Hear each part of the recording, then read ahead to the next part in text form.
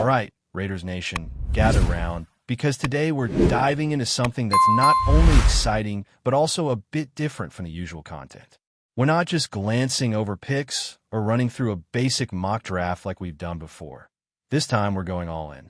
We're taking our time with each pick, breaking them down one by one, and really exploring the strategy behind each decision. And the tool we're using?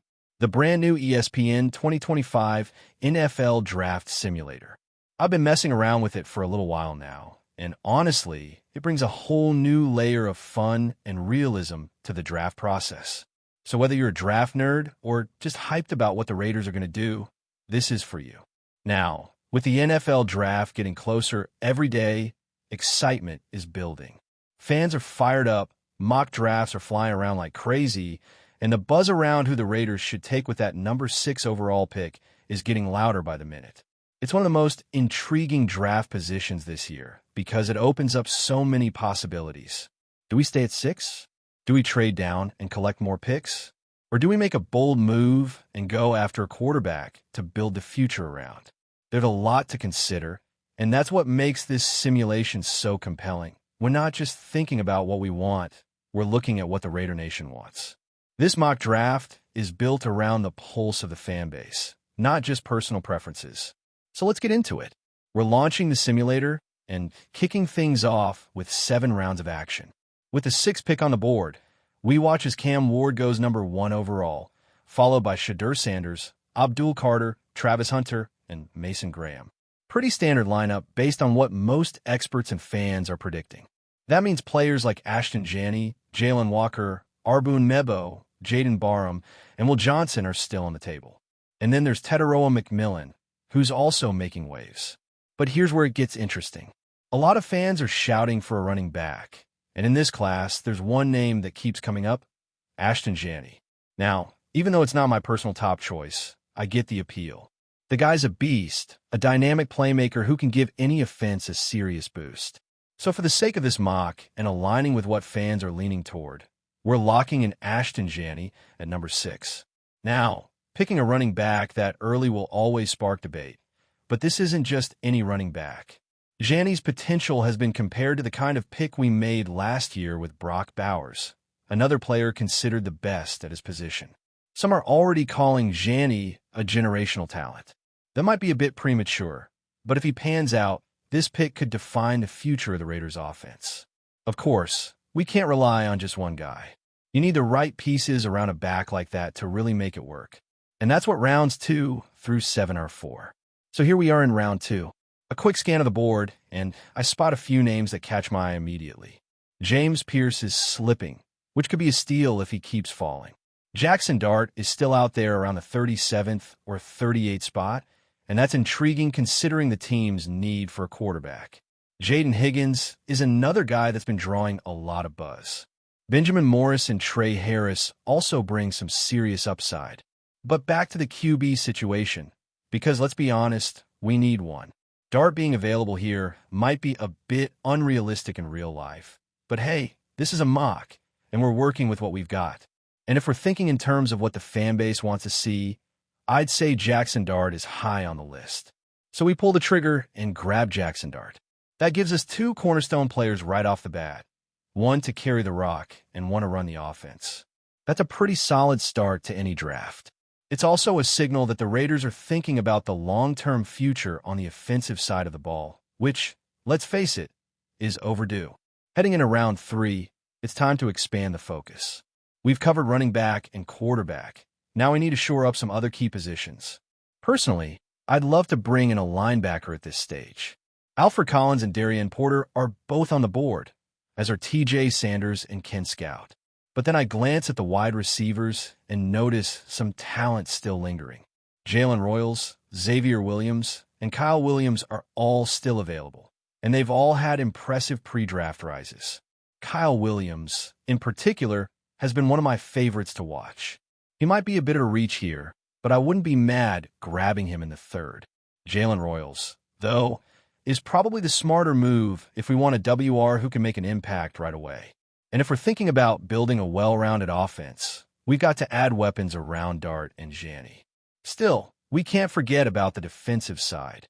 Safety is another area of concern. Jalen Reed, Billy Bowman, and Andrew Makuba are all names I'm keeping tabs on. And if we shift our attention to the offensive line, another key need, we've got tackles like Cameron Williams, Charles Grant, and Anthony Belton. All solid picks. Among guards, I'm eyeing Tate Ratledge. He's a mauler, fits our style, and could be the kind of presence we need to solidify that right side. It might be a little early, but with some of these guys flying off the board, I decide not to wait and take Ratledge.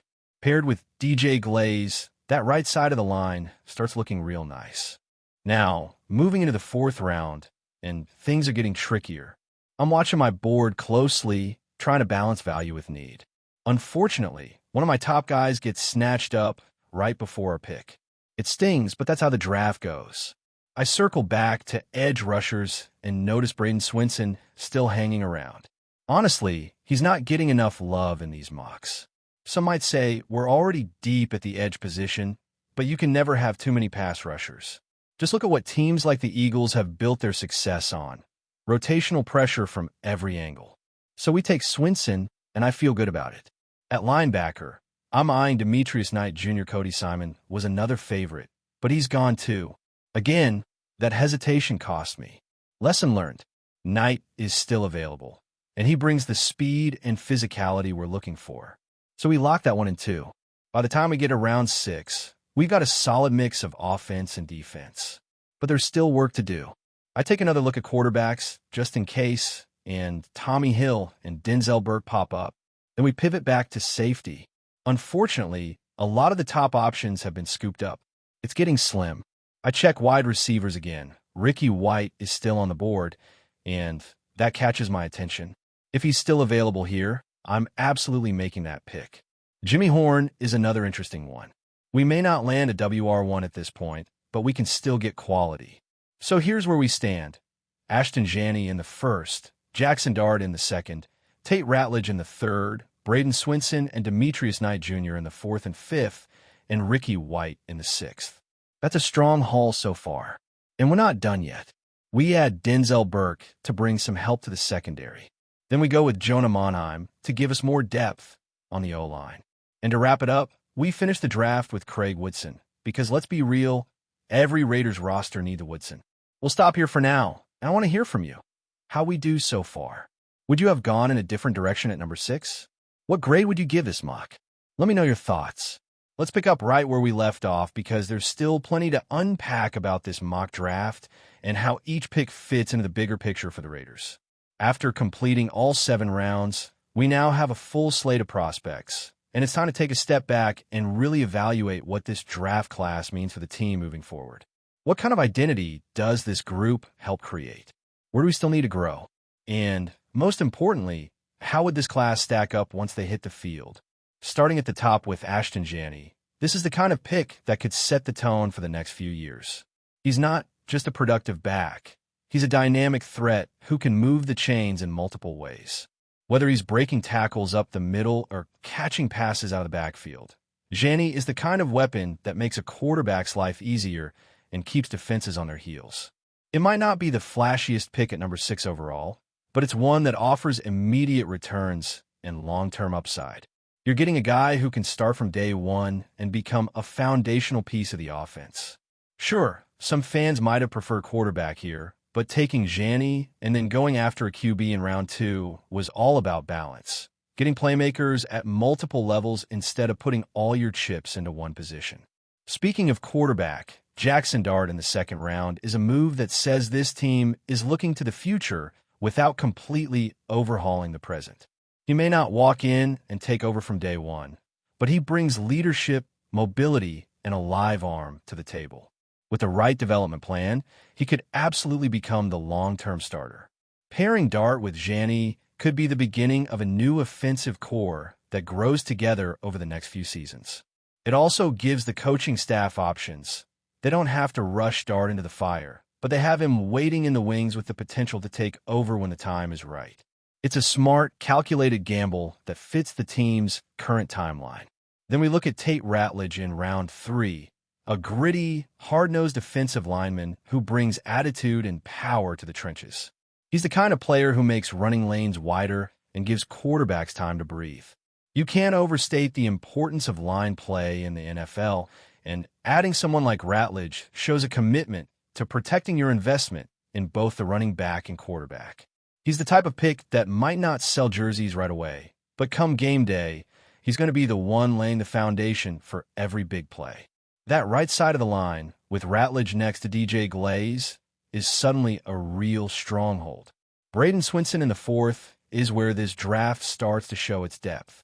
While some fans might say we already have edge rushers, let's be honest, you can never have too many. Swinson is versatile, quick off the snap, and relentless in pursuit. He might not be an every-down player immediately, but he brings that rotational firepower that lets your starter stay fresh and your defense stay aggressive. Think of how Philly rotates their defensive line. They overwhelm opponents by throwing fresh legs and high motors at them every series. Swinson fits that mold, and if he develops a bit more technique and polish, he could eventually grow into a starter himself. Demetrius Knight Jr. was another value pick. Linebackers often get overlooked in mocks because they're not always flashy, but Knight brings range and physicality. He's the kind of guy who can play special teams right away, contribute in sub-packages, and maybe even challenge for a starting role sooner than people expect. With today's NFL being all about speed and versatility, linebackers like Knight, who can cover ground and make open field tackles, are becoming more valuable. He's a solid addition to the middle of the defense and brings needed depth. Ricky White in the later rounds was one of my favorite picks. He's not getting the national attention that some of the top wide receivers are, but that doesn't mean he can't ball. White has reliable hands, crisp route running, and a knack for finding soft spots in the defense. He may not be your WR1 out the gate, but he's someone who could quickly carve out a role in the slot or on the outside. And let's be honest, you need multiple receivers who can step up, especially in today's pass-heavy game. Getting White at this point in the draft is a steal, and he could easily become one of those guys fans look back on and say, how did he fall that far? Denzel Burke was another savvy pick. Secondary help is always welcome, and Burke brings length and physicality to the cornerback room. He's the type of player who can match up with big receivers and isn't afraid to mix it up at the line. He gives you another option on the outside and could push for playing time depending on how the current depth chart shakes out. Even if he starts out as a rotational piece, his upside is undeniable. With a bit of coaching and experience, Burke could turn into a legitimate contributor in the secondary. Jonah Monheim added more strength to the offensive line because, let's face it, you can't have too much protection for your quarterback. He's a versatile lineman who can move around depending on the need. Whether he slots in at guard or tackle, he adds flexibility and competition, which is what you want late in the draft. It's the kind of move that solidifies the trenches and gives you options in case of injuries or underperformance. And finally, Craig Woodson. I mean, come on. How could we resist adding a Woodson to the roster? Beyond the name, he brings intelligence, leadership, and solid instincts at the safety position. He's not a burner, but he's rarely out of position and always around the ball. He's the kind of late-round pick who becomes a fan favorite because of how hard he works and how dependable he is. If he contributes on special teams or as a backup early on, that's a win. And who knows, if he keeps grinding, maybe he earns a bigger role down the line. Looking at this class as a whole, the theme is pretty clear: balance. We didn't just stack up on offense or go all in on defense. We spread the picks around in a way that gives this roster more depth, more competition, and more potential playmakers. That's how good teams build in the draft. They don't chase headlines, they build a roster. And while not every pick will pan out, because let's be real, that's how the draft works. You increase your odds of hitting when you focus on value, need, and fit. What I really liked about this mock is how each pick felt like a move that had purpose. It wasn't just grabbing the highest-ranked guy on the board. It was thinking about how that player fits into what the Raiders are building. It was about chemistry, roles, and building something sustainable. Ashton Janney isn't just a flashy name. He's a weapon for the offense. Jackson Dart isn't just a quarterback. He's a potential leader for the next era. Every pick followed that logic. Now, of course, mock drafts aren't predictions. They're exercises. They're meant to test possibilities, explore strategies, and give fans a feel for what could happen when a real draft rolls around.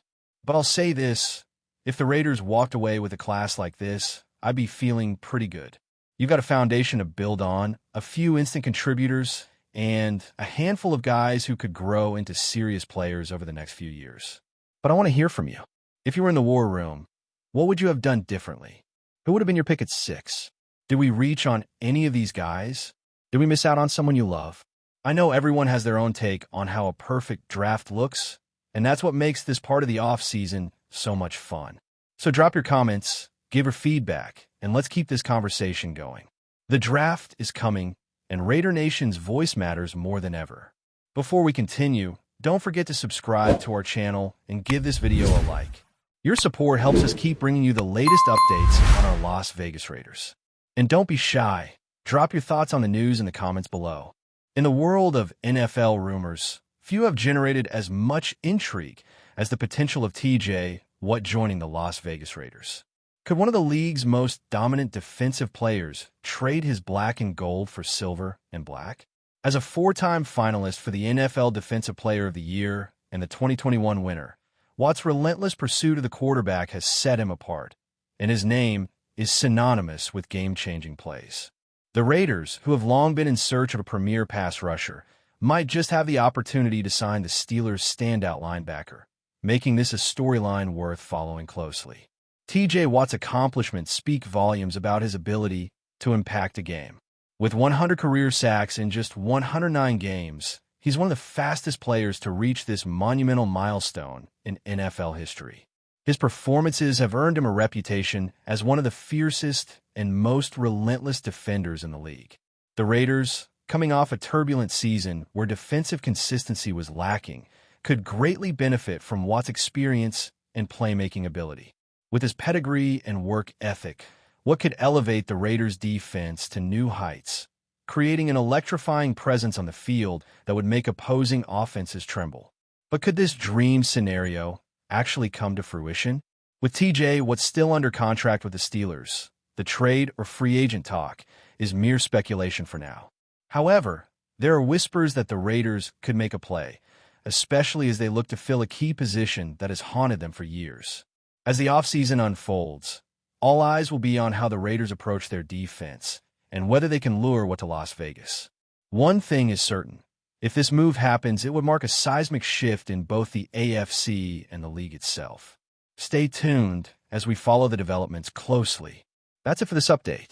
If you enjoyed the video and want to stay updated with exclusive news about our Las Vegas Raiders, be sure to subscribe to our channel and hit that like button. We can't wait to hear your thoughts in the comments. See you in the next video.